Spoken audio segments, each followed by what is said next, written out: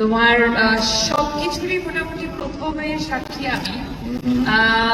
তোমার প্রথম গাড়ি কেনা, তোমার প্রথম প্রোডাকশন, প্রথম ডিরেকশন, প্রথম গাড়ি, প্রথম বাড়ি, প্রথম প্রোডাকশন, ডিরেকশন, সব প্রথম।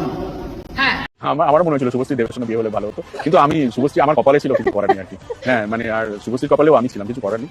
But we are very happy, আমি আর শুভশ্রী ভীষণ হ্যাপি। আমার বিশ্বাস দেবের সঙ্গে যার বিয়ে হবে সেও খুব হ্যাপি। দাদাগিরি। সো ডেফিনেটলি তোমার জার্নি অলওয়েজ আমাদের সবাইকে ইন্সপায়ার করে, এবং আই এম শিওর তুমি তোমার এই জার্নিটাও আমাদের সবাইকে ইন্সপায়ার করবে। এবং হঠাৎ করে তোমাকে ফোন করা, তোমার হ্যাঁ বলা, এবং প্রথমবার ডিরেকশন দেওয়া, এবং আজকের এই মঞ্চ তোমার আসাতে ডেফিনেটলি একটা সাহস, একটা কি বলবো, তৃপ্তি, একটা শান্তি পেলাম। Thank you so much for being always there.